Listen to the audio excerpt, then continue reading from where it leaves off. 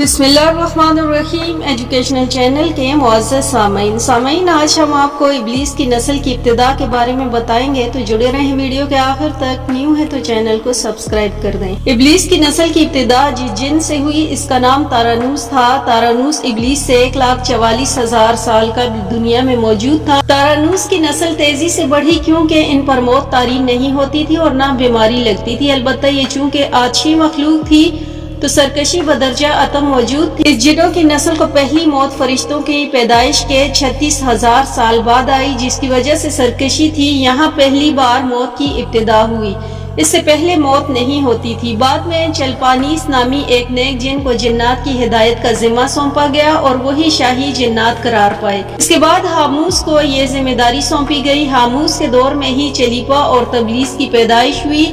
ये दोनों अपने वक्त के बेहद बहादुर जिन्नात थे और इनकी कौम ने चलीपा को शाशीन का लक़ब इसके शेर के जैसे सर की वजह से दिया। इन दोनों जिन्नात की वजह से सारी कौम कहने लग गई कि हमें उस वक्त तक कोई नहीं हरा सकता जब तक कि शाशीन और तबलीस हमारे दरमियान मौजूद है। इन दोनों की वजह से कौम के जिन्नात आसमान तक रसाई करने लगे और तीसरे आसमान पर जाकर शरारत कराते। ऐसे में हुक्म इलाही से फरिश्तों ने उन पर हमला किया और इबरतनाक शिकस्त दी। इस दौरान जब इज़राइल अलैहिस्सलाम को इब्लीस ने देखा तो सजदे में गिर गया। इब्लीस शुरू से ही एक नडर और ज़हीन बच्चा था। इसमें बाप की बहादुरी और माँ की मक्कारी कूट कूट कर भरी हुई थी। इसने मलाइका के साथ जाकर तौबा का बाकायदा ऐलान किया और फिर फरिश्तों से फैज़ इल्म हासिल करने लगा।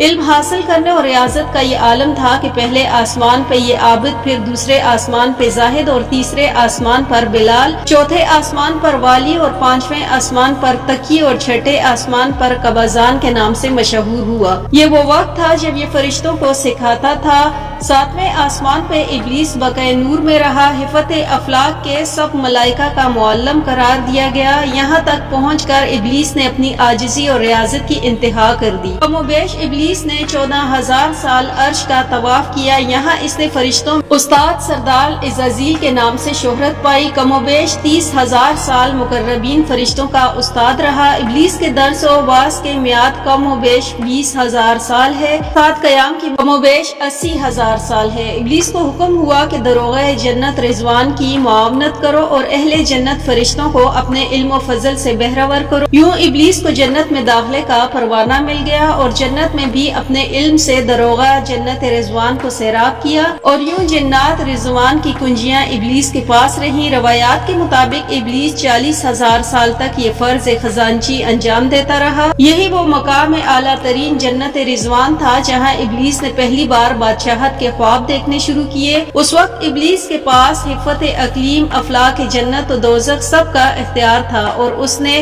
चप्पे चप्पे पे सजदे किए थे। यहाँ पे इब्लीस आजिज़ी से पहली बार भटका और खुद को बादशाह बनाने और रब बन जाने के ख्वाब देखना शुरू किए। कई मलाइका के सामने रबूबियत की बाबत बात भी की, मगर मलाइका के इनकार के सबब चुप हो गए और यूं निजाम चलता रहा। मगर इन सब से अल्लाह ताला की जात बेखबर न थी। फिर आदम अलैहिस्सलाम की तख्लीक का मरहला आया। जैसे कुरान में वाक़यात बयां हुए, इब्लीस अलैहिस्सलाम को जज़ू जज़ू मरहले वार मुख्तलिफ इक़साम की मिट्टी से तख्लीक होता देखता रहा और चुप रहा। मगर जैसे ही उसे ये मालूम हुआ कि यह आदम अलैहिस्सलाम अल्लाह ताला का नाइब है तो इसने वावेला शुरू कर इबादत व अतात का वास्ता दिया। फिर तंज किया कि मुझ जितनी इबादत किसने की है और आदम अलैहिस्सलाम को सजदा करने से इनकार किया। तब अल्लाह ताला ने कहा कि निकल जा शैतान मरदूद। लानती करार पाने के बाद इब्लीस ने अपनी इबादत और रियाज़त का रब करीम से एवज मांगा, जिस पर अल्लाह ताला ने इब्लीस एक वक्त मालूम तक मोहलत फराहम की, जिस पर इब्लीस ने औलाद आदम को सिराते मुस्तकीम से भटका कर अपने पैरोकार बनाने का दावा किया,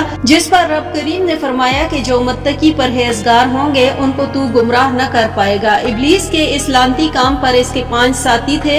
इब्लीस का आदम अलैहिस्सलाम को सजदे से इनकार का जज्बा हसद था, जिसने उसे मजबूर किया कि मेरी जगह आदम अलैहिस्सलाम को क्यों दी जाए। ये इसका जज्बो तकब्बुर और गुरूर था कि मैं आला हूँ और इसके एक सजदे के इनकार की बात नहीं थी, बात अतात से सरकशी की थी, शिर्क थी। इब्लीस ने दिल में खुद को रब मान लिया था। इस शिर्क के अजीम की बदौलत इब्लीस तक कयामत रस्वा और लानती ठहरा और औलाद आदम को भटकाने के लिए आज़ाद करार पाया। हासिल नतीजा ये ठहरा कि रब करीम को इंसान की इबादत और आजिज़ी, इल्म और दानिश कुछ गर्ज न है, रब करीम सिर्फ देखता है कि दिल में अताअत और फरमाबरदारी कितनी है। इस बुनियाद पे तकवा और परहेजगारी के दर्जे करार पाते हैं।